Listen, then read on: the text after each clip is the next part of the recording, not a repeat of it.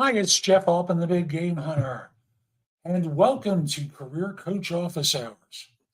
I spend some time on Tuesdays at noon Eastern talking with you about job search, answering your questions about job search, offering you information about job search, because I truly believe it doesn't have to be as hard, difficult, painful, or take as long as it does.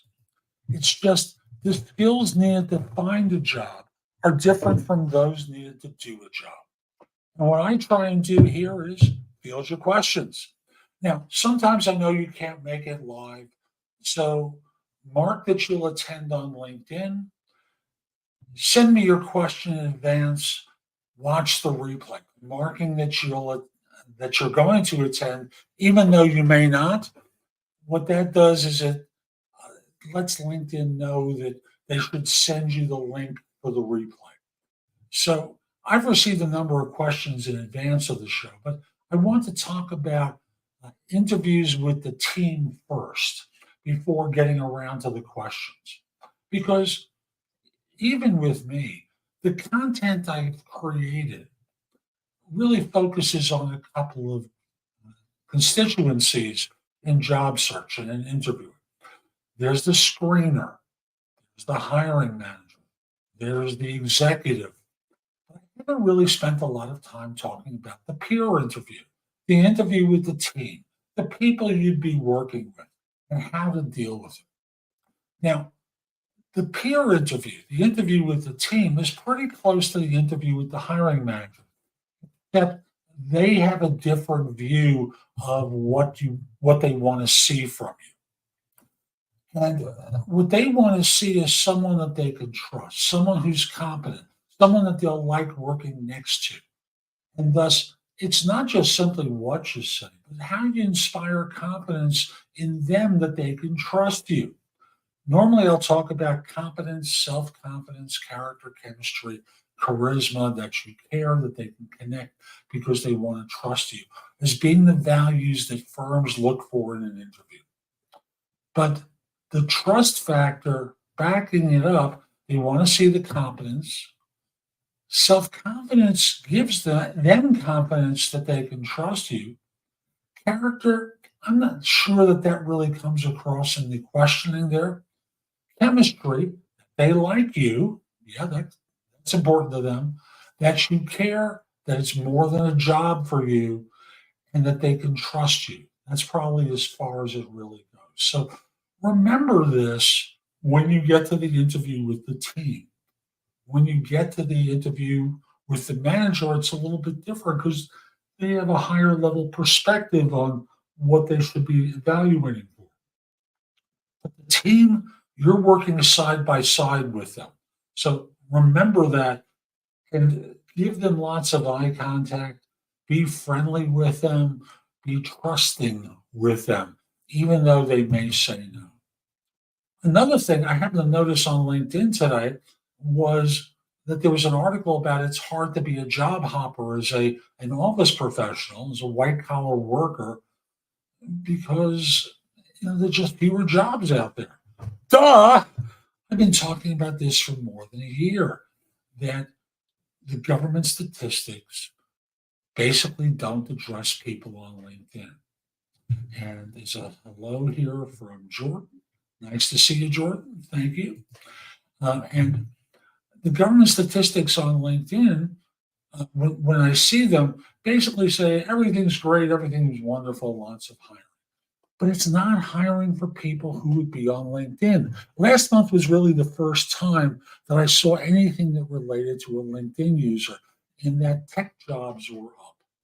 The job growth in the last 6 months has been in government jobs, government adjacent jobs like social services, healthcare. Not exactly a big market on LinkedIn for healthcare workers, right? You see a lot of doctors on LinkedIn? No.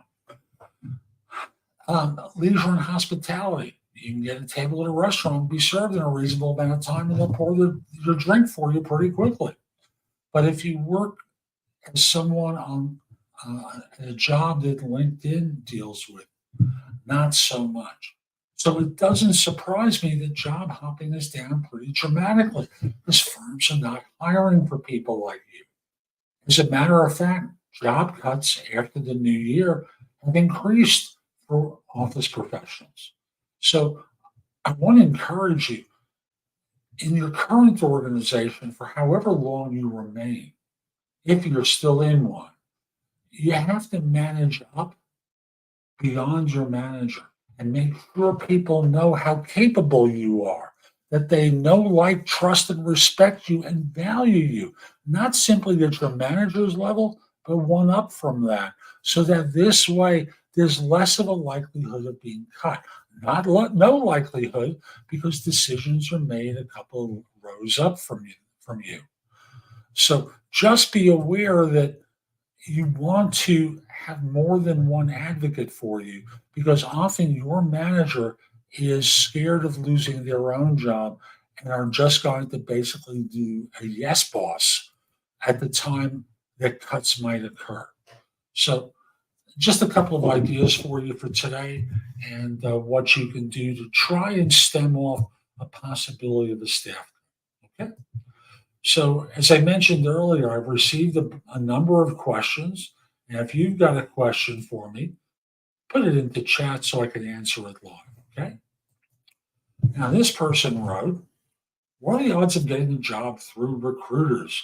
I never got one through recruiters in my life, and so are the people I know. How many jobs have you gotten through recruiters? Well, I was one. And frankly, rarely did try and get a job through a recruiter. Matter of fact, recruiters were reaching out to me for jobs with regularity. So I'm not the best person to ask for personal experience. But what I can tell you, that the statistics are pretty clear. Recruiters do not fill a lot of positions. Now, I think I did a video about this a day or two ago. For the longest time, the statistics were that 70% of positions were filled as a result of your network or networking. And 70% of them, or 49%, were filled as a result of introductions to people your network knew who you did. Now, LinkedIn claims that 85% of positions are filled as a result of networking. And the same statistics bear out 70% of them, or just under 60%, I think it's actually 59.5%, are filled as a result of networking. Introductions to people your network knows who you don't. So your goal is not to spend as much time applying online as it is to connecting with people online and developing relationships with people and connecting with people from your past and bringing them up to date so that this way they want to refer you, you're top of mind, and you're able to get recommendations from them of jobs or introductions to opportunities so that you can cut the line to get to the front. So, is it statistically possible? Absolutely.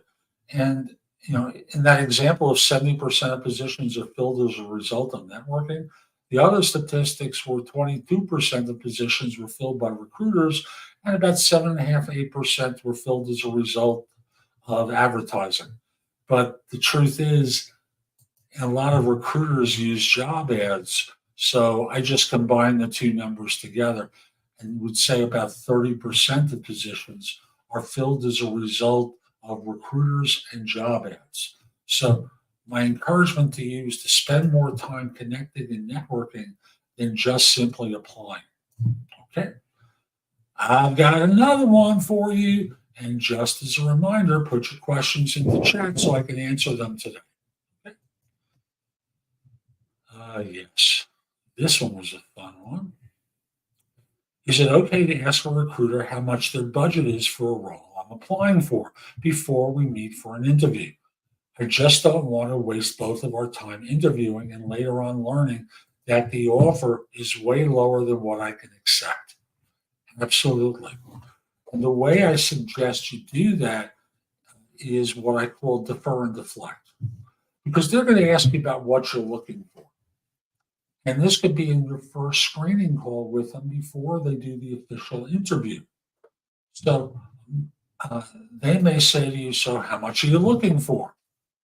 Well, I don't really have enough information to tell you that. And remember, in some locales, it's illegal for them to ask you what your current salary is. So, with that assumption, your goal is to defer and deflect on the number because if you give them a range, let's say 120 to 150, they think you'll take 120, even though you really prefer 135 to 150. They're trying to be flexible, but they're just hearing that you take 120. So the way to respond when they get to the salary question is, you know, I don't really know enough about the position other than what I've read to give you a valid answer for what I'd be looking for to do this job. After all, I haven't met my future manager. I have a real sense of what the real role and responsibilities are and what their expectations of me would be. How good the team is I'd be working with, what the opportunity would be like.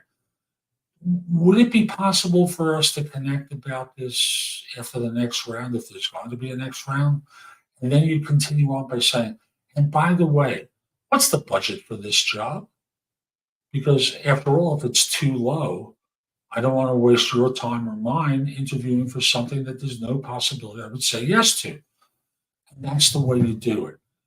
You, shall we say, defer them off the answer and ask them in a very plausible, casual way what it is they're prepared to pay for this particular role.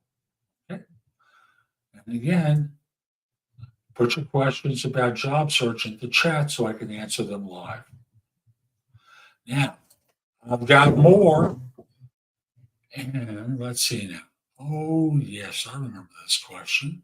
People send questions to me in advance, and for next week's show on the 30th, which I don't have scheduled on LinkedIn yet, what you can always do, and I tend to schedule the shows late Thursday, you can mark that you'll attend, and then from there, send your question to me on LinkedIn at linkedin.com/IN/the big game hunter. And by sending the question to me in advance, I'll answer it on the show. And then from there, you can watch the replay and get your answer. Okay. Is there a way for an employer, let's see, where is it there? An employer to look for me instead of me searching for an employer? Yes, that's what LinkedIn is for. LinkedIn resumes are for when you are the hunter. LinkedIn is for when you want to be hunted. You can also do things to make yourself become known as a subject matter expert. So you become a visible individual in your profession. And thus, people want to reach out to you with opportunities because you're seen as the expert.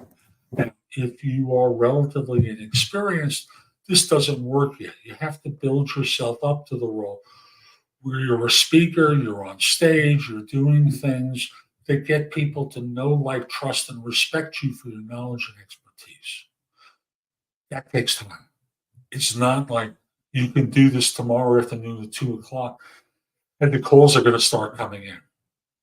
What you can start doing is writing and having it published on LinkedIn and share it in your feed and share it with the people who are connected with you and following you so that this way they get a sense of your thinking. It becomes a nice way to put yourself top of mind in people's thinking about you and about your expertise. And this happened with someone I'm working with now. He wrote an article. Um, yes, he got the stupid message from the person who wants to sell him a franchise, and he just blocks them and goes on.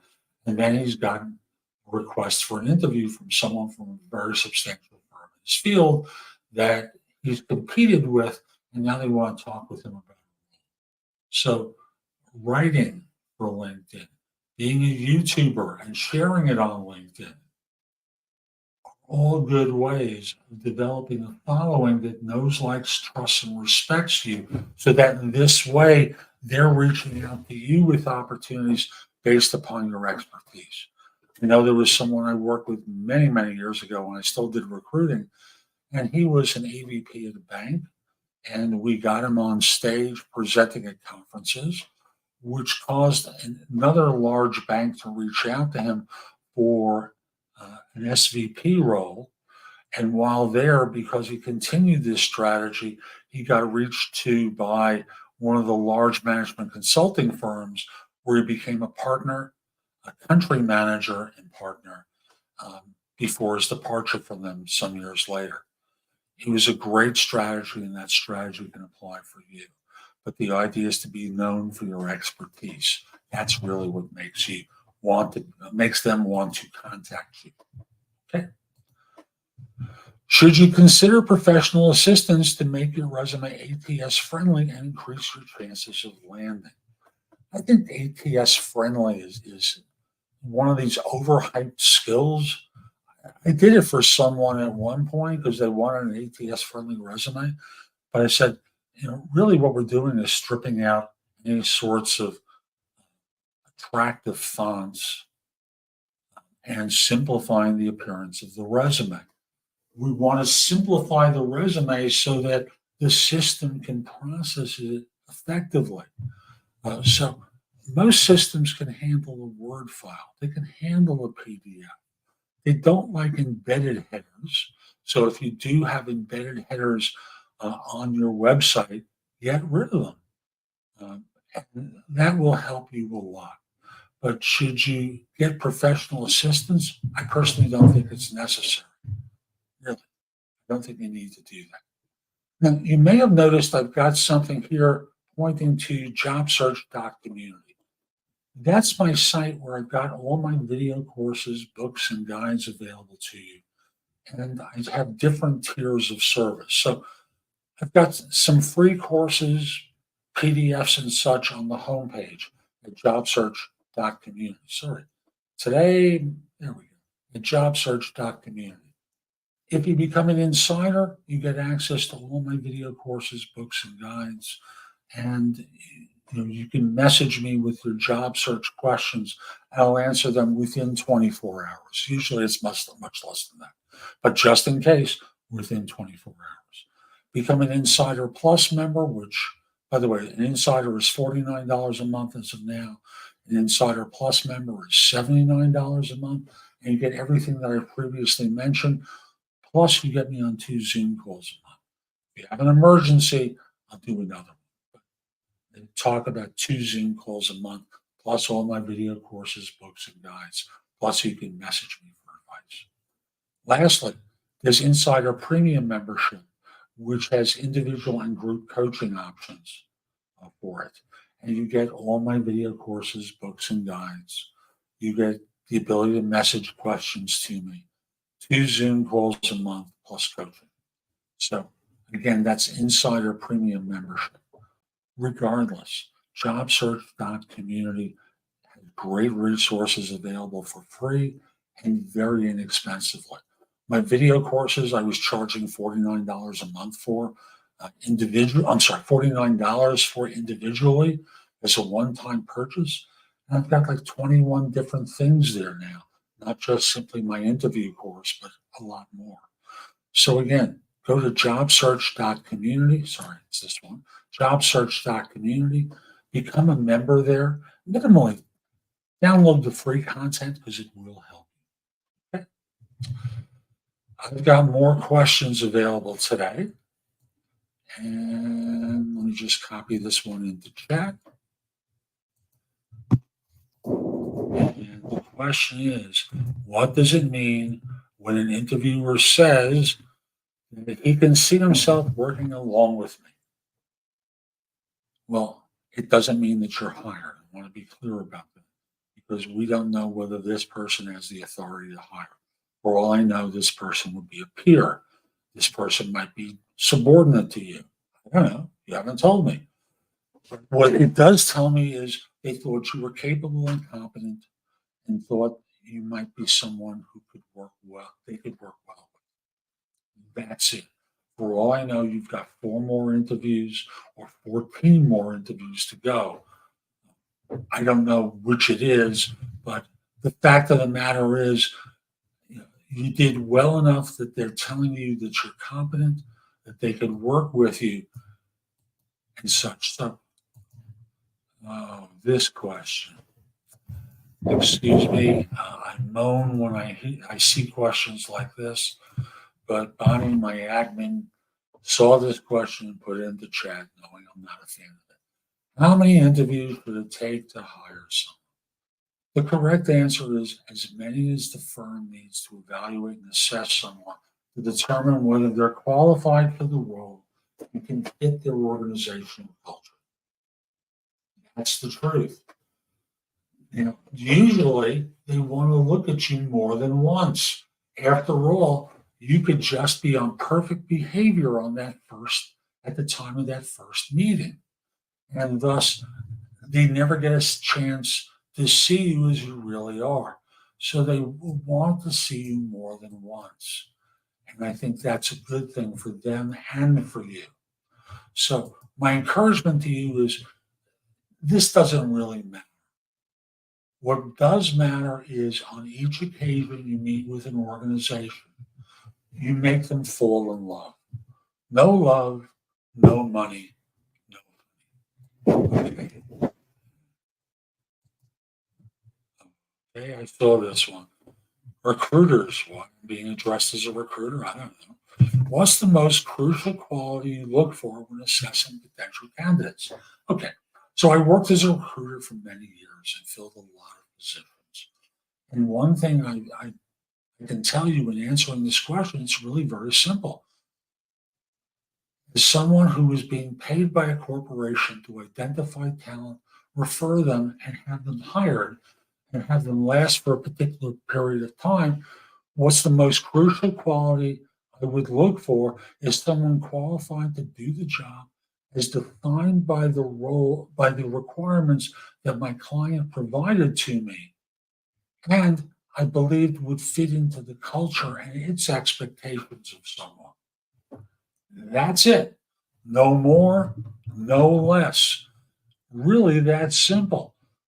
And it's really very complicated because it's subjective.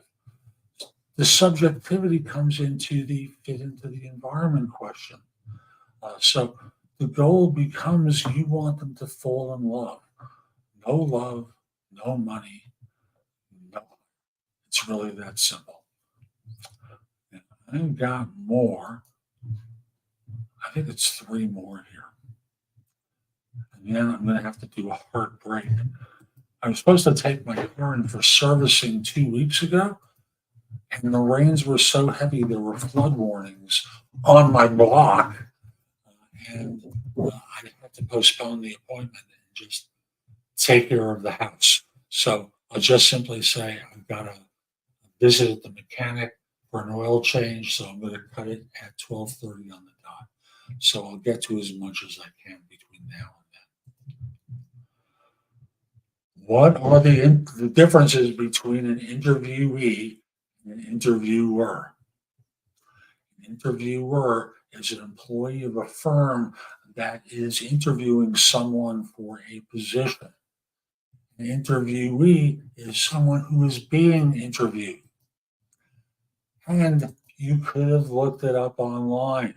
Why you needed to do this with me? No idea. What's the point of going to an interview if the hiring manager already has someone in mind to hire? Well, they may not be fully sold on this person. They may be curious about you and background. And as a result, they want to date someone else before proposing marriage to someone. Excuse me for 1 second.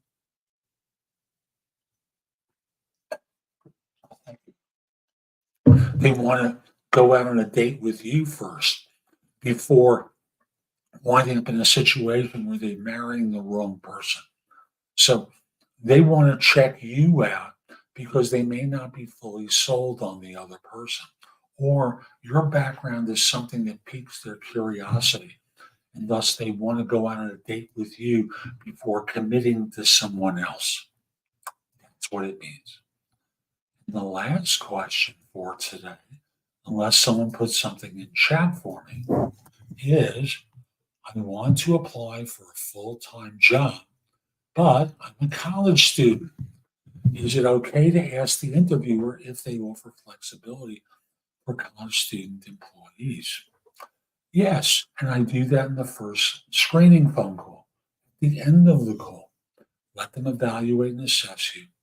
Then at the end of the conversation, say, just so you know, I'm a student currently. I'd love to work for your firm, but I can't do it full time. Is there any sort of flexibility with hours where I could work from such and such to such and such and be able to work for your firm, but still be able to go to school? That's the way you do it. So I'm Jeff Altman. Hope you found this helpful. Visit my website, jobsearch.community. Become a member of the site, Insider, Insider Plus, or Insider Premium member, so that this way you get access to all my video courses, books, and guides. Me answering your questions about job search, depending upon your membership tier, 2 Zoom calls a month, or individual or group coaching with me as an Insider Premium member. So I've got lots of great stuff on the site for free and even more stuff that I list on the site that will help you with your job search. Also, connect with me on LinkedIn at linkedin.com/IN/the big game hunter. I accept connections requests from people worldwide, except if you look like a spammer or scammer, except if you're a third party recruiter, then I won't do it. If you're thinking of catfishing me, like so many seem to be wanting to do, don't waste your time. Okay? Have a terrific day, and most importantly,